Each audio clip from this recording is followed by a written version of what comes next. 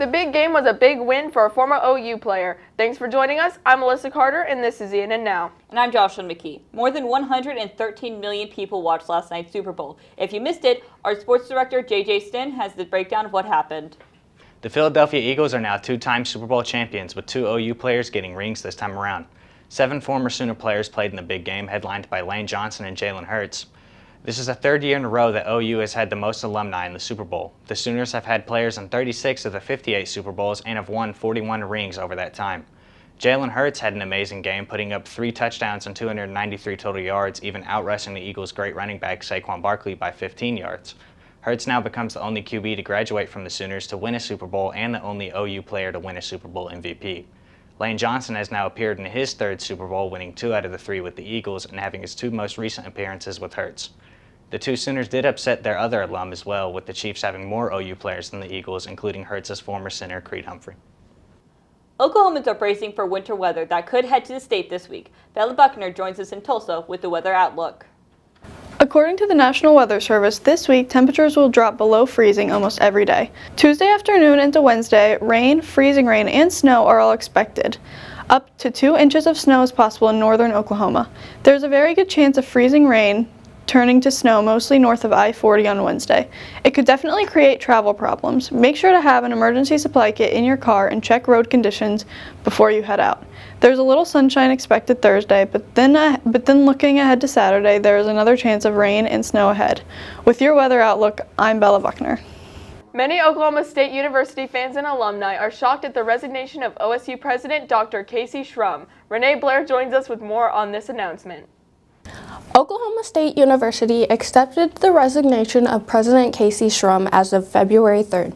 A statement from the university says that Dr. Schrum has worked tirelessly to help stabilize the league and protect our OSU athletic programs.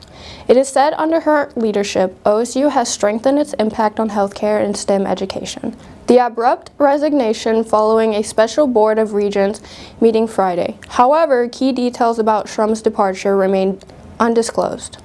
Oklahoma State University has named Dr. James Hess as interim president following Dr. Schrum's resignation. In Tulsa, I'm Renee Blair.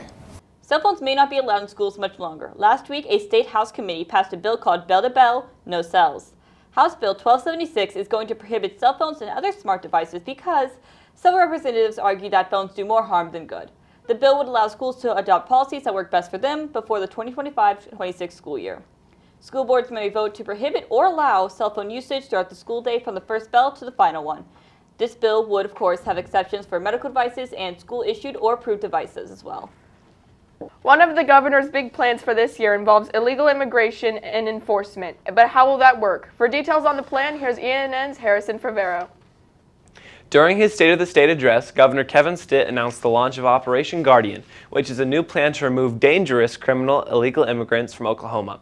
The operation is led by Oklahoma's Commissioner of Public Safety and is a response to what Stitt has called weak border policies under former President Joe Biden. He also promised that under President Donald Trump's, action would be taken to protect Oklahoma's citizens.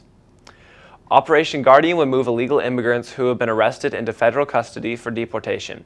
Local police would work with Immigration and Customs Enforcement to find criminals who have been released and make sure they are deported. Stitt said Oklahoma taxpayers are paying $36,000 every day to house 525 illegal immigrants in state prisons.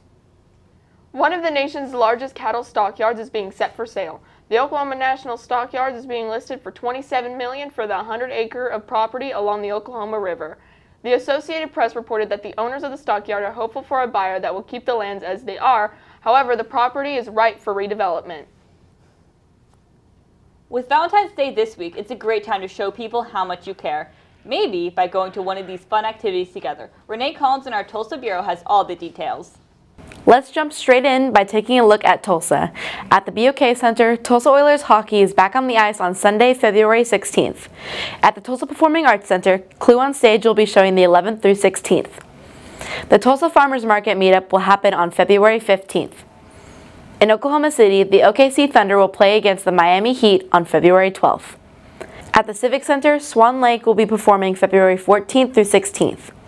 The OKC Career Fair will take place on February 14th at Courtyard, Oklahoma City. Finally, Brickfest Live, a LEGO experience for adults and kids, will happen at the Oklahoma City Convention Center on the 15th. And that's everything on the calendar so you can have an epic week. That's all the time we have today. Thanks for joining us. And be sure to keep checking our website and social media pages for more news from our team of student journalists.